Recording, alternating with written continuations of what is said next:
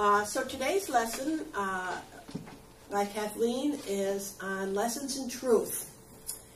And all the quotes today are from that book. So the first one is, each man must sooner or later learn to stand alone with his God. Nothing else avails. Nothing else will ever make you master of your own destiny.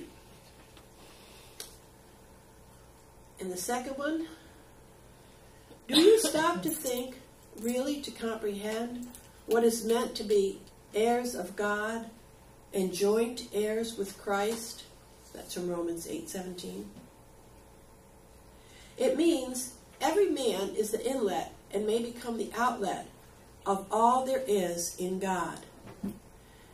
It means that all that God is and has is in reality for us, his only heirs, if we only knew how to claim our inheritance. And the third one, we have come to a place now where our search for truth must no longer be for rewards. It must no longer be our seeking a creed to follow, but it must be our living a life. And the last one,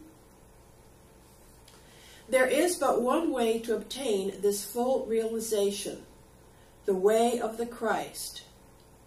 You're holding to the words, Christ is the way, when you are perplexed and confused and can see no way of escape, will invariably open a way of complete deliverance. Can you just repeat that last thing again, a little bit, the last paragraph? There is but one way to obtain this full realization, the way of the Christ. You're holding to the words, that means keeping them in your heart. Christ is the way, when you are perplexed and confused and can see no way of escape, will invariably open a way of complete deliverance. Nice. Nice. Okay. And now, Kathleen. Good morning, everybody. Good morning. How are you? I am blinded by the light. That's a song. Don't look at that. I know. That is. Okay. Good morning. It's good to see you all here today. I'm excited about this. Lessons in Truth by Emily Cady is the first Unity book that I read. It was the book that was suggested to me. It is the book that I suggest to other people when they're brand new. Emily was a holistic pioneer, a turn-of-the-century homeopathic practitioner and metaphysician. Late 1800s, think about this for a minute. Think about the world that she was living in. And she treated her patients medically and spiritually. A woman before her time. Right? So I think that this book is powerful. I wasn't sure how I was going to unfold this series. I told you that I wanted to do a series of lessons, and I think we're going to take it slow. I am only talking about the introduction today. Okay? I want you to hear about who Emily is. She's in our hearts. We carry her with her wherever we go. Right? I will tell you this. Millions of her books have sold. It didn't start out as a book, however. It started out as a series of articles in the Unity magazine. And I just want to give you a little bit of history with her. First of all, they make a big point of it at the beginning of the book to say very clearly it was not on her agenda to become widely known. If she knew that was coming, she might not have even signed up for it. She was very humble, is the best word to use for her. She chose a career in medicine in the 1880s. Okay? It's pretty much a male-dominated industry at that point. In fact, they make a notation that it's still kind of male-dominated today, but back then, imagine, again, what she must have been facing in that world of trying to learn all that she could learn. And yet she was very successful in doing this. And her studies, how she got to this point was she studied with a bunch of people who were New Thought people, but the main person she studied with to start with was Emma Curtis Hopkins, and Emma is known as the mother of New Thought. So, she also studied under Emmett Fox. She studied under, it's on the tip of my tongue, I can't think of it, but she studied with that group of people that were all thinking about maybe there's just a little bit more than this traditional thinking that we've been told about, right? And she took it to heart. And so one of her writings was called Finding the Christ in Ourselves. Now just think about this for a minute. Think about your traditional churches teaching that we must believe that Jesus Christ, not Jesus the Christ, but Jesus Christ died for our sins, and we're bad people, and there's original sin, and all of that stuff. And she's writing a paper about finding the Christ in us. They thought she was a heretic, I bet. Oh, probably. Yeah, definitely thought she was a heretic. Sacrilegious words. Oh, my goodness. So she writes this paper, and it comes to Myrtle Fillmore's attention. Myrtle discovers it. She hands it off to Charles. Charles is just as impressed as Myrtle is. And Charles reaches out and gets permission to distribute it in the Unity magazine, which is just beginning. Okay? She was focused on service to others who were suffering from illness, maybe a little depression, personal problems, as well as sickness. So she was not just treating the physical body. She was talking to her patients. How many of you have been to a doctor and they've spent like maybe 2 minutes with you and they haven't heard a word you said? Anybody have that experience? Hopefully not a lot, but I have seen that happen. Having my daughter in and out of hospitals at different points in her life, I saw it. But then I saw the other ones. I saw the other ones that asked, how are you doing? And they really wanted to know. I saw the other ones who came in and said, wait a minute, you didn't tell me that before. Tell me this again, and let me explain to you what I think is happening. Right? This was the kind of doctor I think that Emily Cady was. And again, I can't emphasize this enough because this just blows me away. The fact that she was doing this in the late 1800s and early 1900s is just astounding to me. Just astounding. Was she in Boston? Where did she live? I don't have the exact location here. Do you know? It wasn't near Boston, though. Well, they were in Missouri, so Charles and Myrtle. So I think she was out in that area because that's where all the other New Thought people were kind of, not necessarily Kansas City, but in the Midwest. Yeah, I wasn't sure. Yeah. So Charles reaches out and he gets permission to distribute this Finding Christ in Ourselves in the Unity magazine, and then they sign her up and they say, can you write some more? Can you do some more stuff? And so that's how Lessons in Truth kind of was born from that. It was first published in the Unity magazine in 1894 and 95, and then they created 3 little paperback volumes of it in 1896 and 97. And I found out that through the year 1990, over 49 editions were printed of that. So it's been used a lot. So what year was the first article published? 1894, 1895. Yeah. Yeah. Now you heard the quotes that Arlene read for us, right? Pretty powerful stuff. The one thing I would caution you about, and just so you know, when she says man, she means man or woman, right? That was the languaging back then. Yeah. The Bible, said it too, that man, and there's very little information about women, but just we can take that with a grain of salt. We know we're all human, right? We're all connected, and if we believe that, then they're not excluding the women. So it pertains to all of us. She was mostly around New York. Oh, thank you. Thank you. Okay, so New York. She was from New York? Around New York. Oh, that's great. She was a New England girl. Yeah, she was born in Dryden, New York. Died in Manhattan. I'm from New York. I've never considered myself from New England. Well, that's probably not. Yeah. Seven states. I don't think New York is considered, although it's very close by. So, but we'll make her a New Englander. I think we should just adopt her, don't you? She can be honorary, yeah. Okay. So, lessons in truth.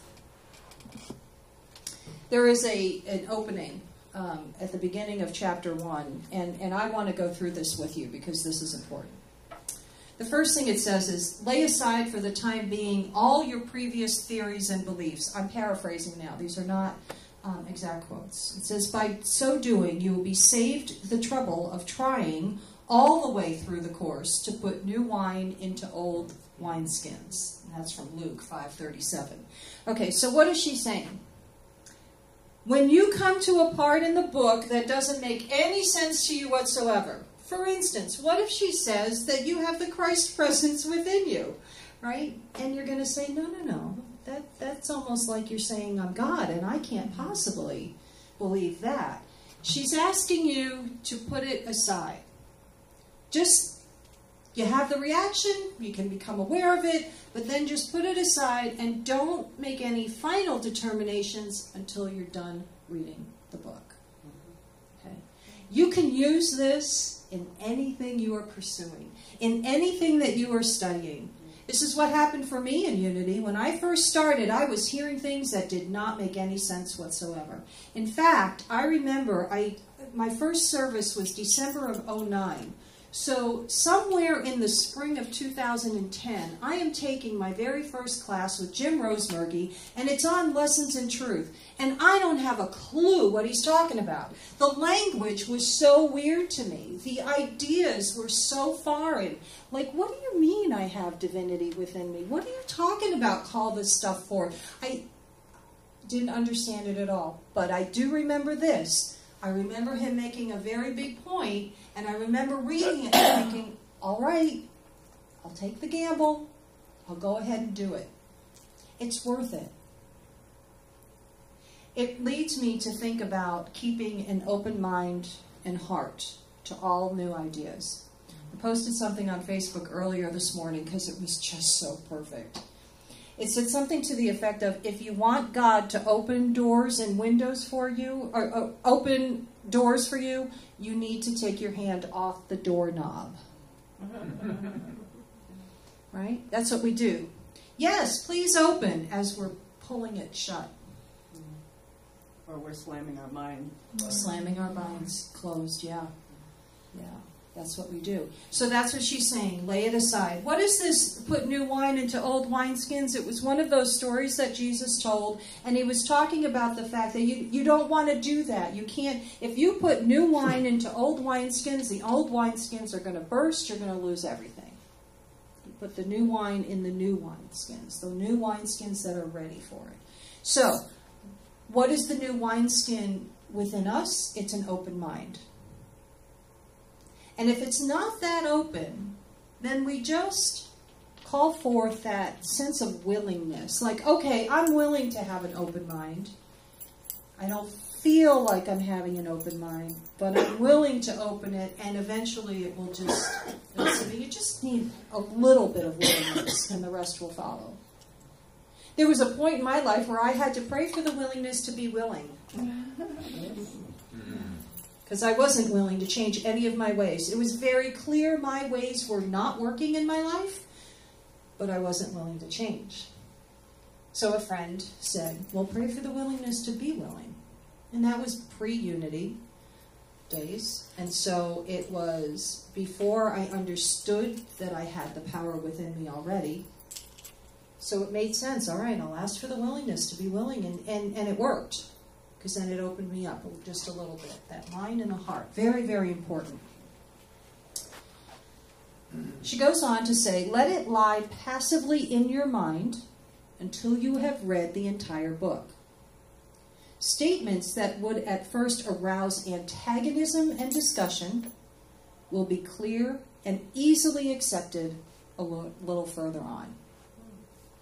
So I would invite you to think about a time where maybe you were facing a challenge and things that looked difficult in the past now aren't that difficult anymore. Right? I have a friend of mine who very conservative ideas about a lot of things. Right? Very, very unaccepting of any lifestyle different from her own. Very unaccepting.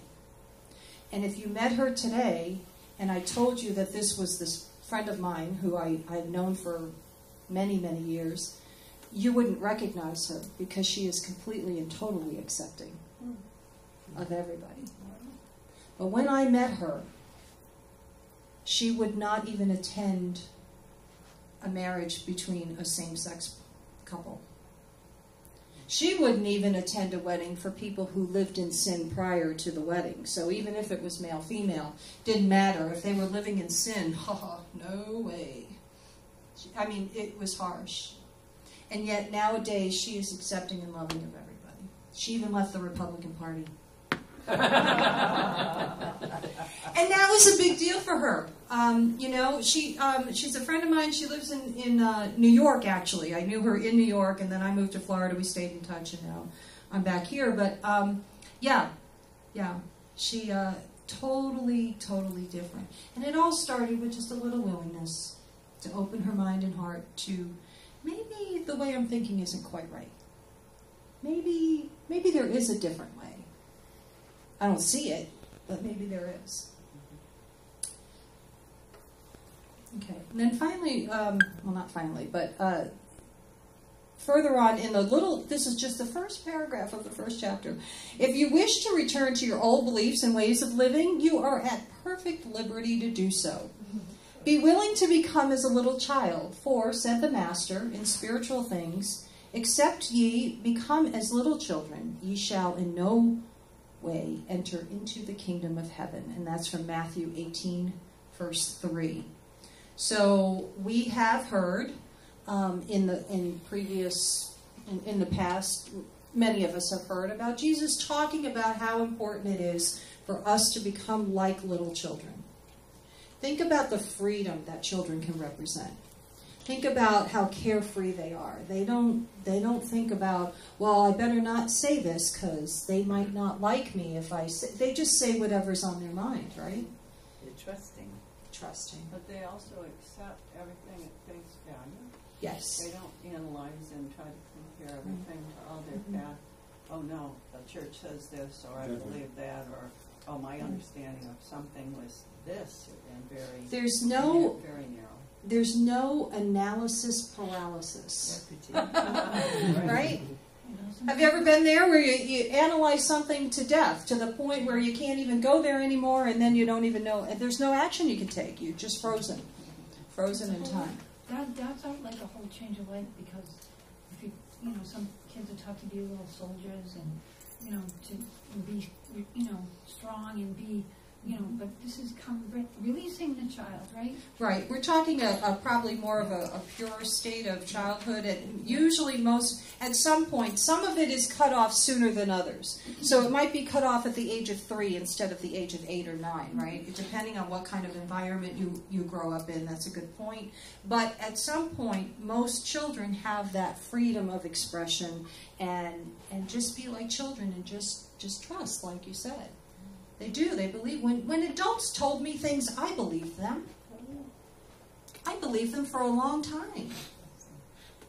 I didn't question, which really was a pattern that set me up for the rest of my life. I still struggle with questioning. I'm much better at it than I used to be, but it's hard for me to question. If any adult tells me something, especially someone in authority, I have a very difficult time questioning it. And it's okay to question. It's how you question. I have this joke. Whenever I was working in the workforce, right, not in a Unity church, but in a the real world. If I was working out there, I would always joke with the employees I was managing, and I would say, now go to so-and-so, and in a kind and loving way say blah, blah, blah. And so the phrase in the office used to be, oh, Kathleen, kind and loving, all right, we'll do it, you know. So, but if you wish to return to your old beliefs, you're at perfect liberty to do so. If you belong to a 12-step program, there is a chance that you have heard this saying, we will be happy to return your misery to you after 90 days of going to meetings. If you want to go back to that way of living, of drinking every day and getting drunk every day and getting sick every morning and going back and forth, we will be happy to refund your misery. Just try this for 90 days. 90 meetings, 90 days, and then let us know. You can feel bad if it makes you feel better. Yeah. Yes, you can feel bad if it makes you feel better. There you go. I love that. Yeah. That's the truth. That's what this made me think of. So, you're not giving anything up if you're deciding to go into this material and start to take a look at it and start to meditate on it. Just a little bit. There might be a sentence in there that strikes you today. Please remember that the quotes that are read for any Sunday lesson are always emailed out to everybody the next week, right? Thursday? Constant contact. We have a constant contact email that goes out, and we make sure that we email those quotes to you so you'll have them if you want to print them out. So we're becoming as little children so we can enter the kingdom of heaven, which we know the kingdom of heaven is right here. And if at times there seems to be repetition, please remember that these are lessons, not lectures. Okay? So the name of the book is Lessons in Truth, not Lectures on Truth.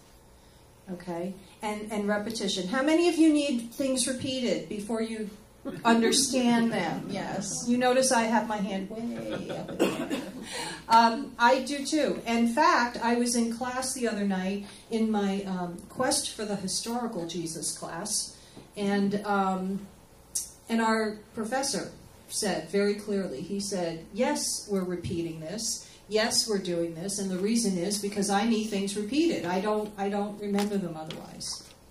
I don't know about you, but I have a little forgetter up here. And I can read something, and I can be very moved by it, and then you ask me to repeat it, and I'm like, I have no idea. For instance, I do now remember reading that Emily was in the New York area. But you asked me the question. I just read it like yesterday. Complete blank when you asked me. So that's what happens. So we repeat, and we repeat, and we repeat. And these are not difficult things to repeat. These are wonderful, inspiring ideas, thoughts, lessons. So it's good to repeat them. Right? You never know when all of a sudden you're in a conversation with a friend and you find yourself repeating what you've heard. Where did that come from? I think 10% of professors say that 10% is retained. Only 10%. Only 10% is retained. Right. Well, there you go. Right. So repetition is the way to go. Yeah, yeah. There's also a study about how little of the brain we're actually using. So maybe maybe I should become more willing to use more of my brain, and then we'll go from there. If you do the cross crawl, yeah, 10 times before you want to learn something, it's retained. Yeah. Mm-hmm. Okay. Do the cross crawl brain patterning thing there. If you do a few of those, that's a whole other lesson. We'll talk about that another time. Okay, so are you with me? You get what I'm saying here. It's about staying open to these ideas. It was written in the 1880s, my friends, so the languaging may be just slightly different than what we're used to here. It's okay. The ideas are universal, and I'm really looking forward to doing more of these lessons. We will continue to do the Power of the Month on the second Sunday of every month. But I'm just going to go chapter by chapter through this book. I don't know how many chapters there are, but I'm just going to go through the chapters, and we'll talk about the ideas. Whatever comes up for me on that particular week. This is what you get. I sit down and I go, okay, and I open the book and I just go, oh, my eye catches there. And, so tomorrow, this could be a completely different lesson on the introduction. Yes, ma'am. So you said there were something like 49 editions? Yes. Now, has there been any changes in the various printing? According to the introduction that I have in my I have the book, The Complete Works of Emily Cady, which is in the back in the bookstore. It's the green-colored book, and it's got the 3 main books that she wrote, which is Lessons in Truth, How I Used Truth, which you're going to hear about a little later during the announcements, and then the third one is, do you remember, Jen? There's a copy up there, I think, for Arlene. Oh, here it is. And God, a Present Help. So this is a version I have. And the introduction says that some things were changed, but very little. Very little. They tried very hard not to change the languaging because they didn't want to change what her ideas were. And in fact, in one spot I read that she was very grateful to the Fillmores for that they respected her work enough to do that. Okay, so this is what we're going to do. We're going to do a chapter a week. We'll throw in a Power of the Month every second Sunday of the month, and we'll get through, I don't know how many chapters there are, but 6, 7, whatever, and we'll go from there. I think that this is going to be a great way to either get a refresher course on what's in there, and then get new ideas, and then for newer people who haven't been here for very long, it'll be a good way to help bring them into the Unity perspective. And remember, in Unity, we do not have dogma or creed here, so you're free to think and believe whatever you want. And go back to your misery. And go back to your misery if you want. Yes, yeah, I forgot about that. Oh my gosh.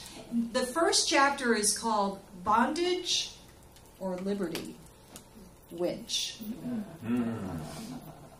I have a feeling I know what you're going to pick, but I'm going to wait and we'll see. You can wait and see next week what you decide to pick. That's the lesson, and so it is. Amen.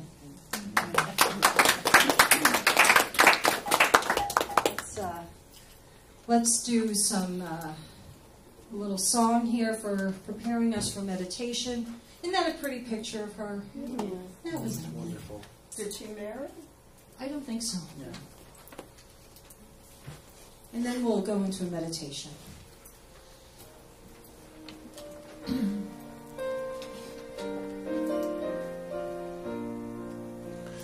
Blessed always, blessed always, for the love of God surrounds us.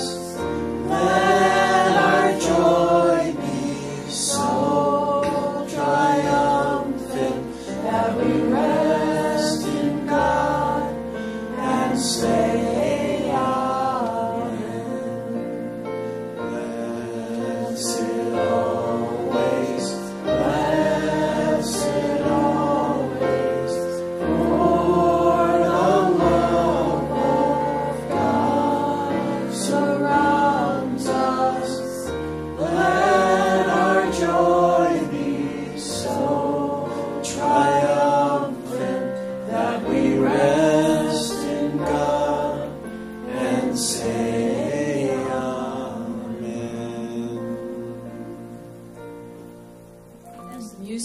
away.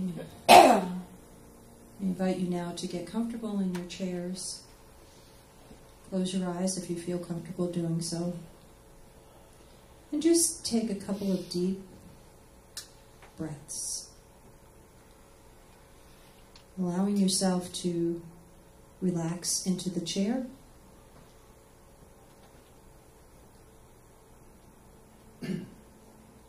Allowing your mind to slow down.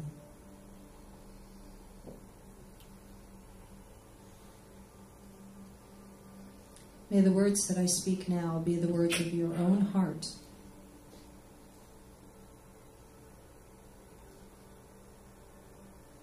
I am open.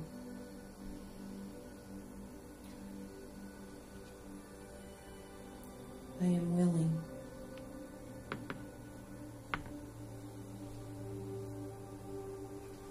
I embrace new ideas.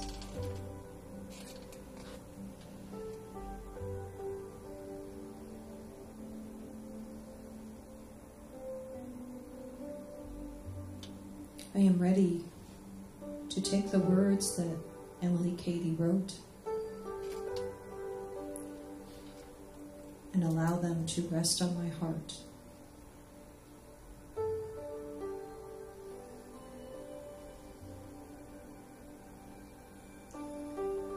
I am open.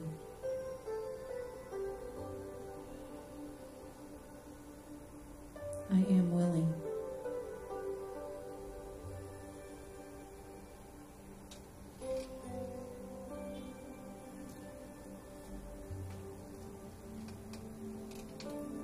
I am like a child who is filled with joy,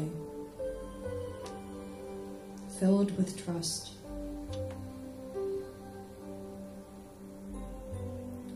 filled with happiness.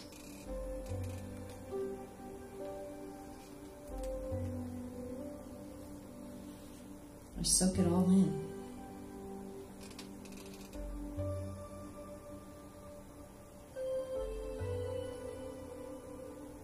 I am ready.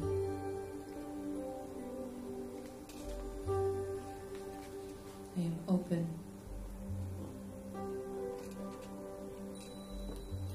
I am willing.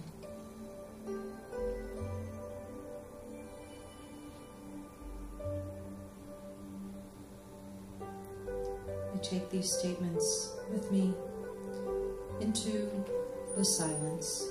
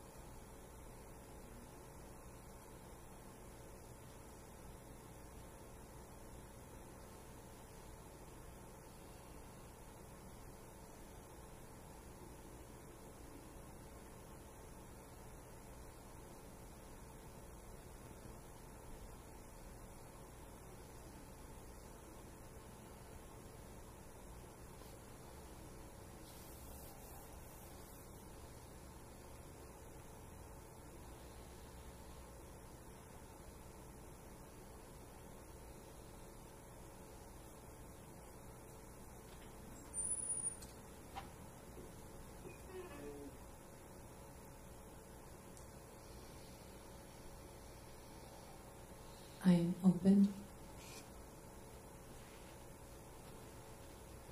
I am willing.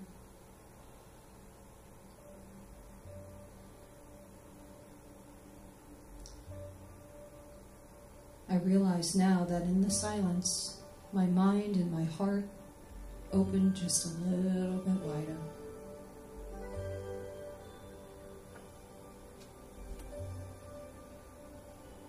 As I open my mind and my heart, I am prepared to receive more good.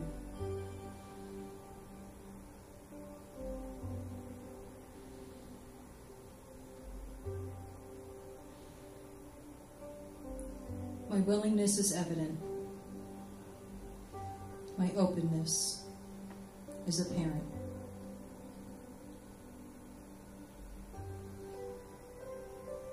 I feel nothing but love within, and I share it with the world.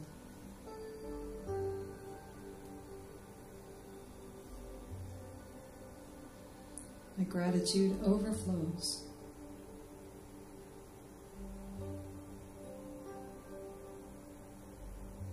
And so it is. Amen. I invite you now to take a few moments to take a couple of deep breaths. Come back to this place and time. And when you're ready, you can open your eyes.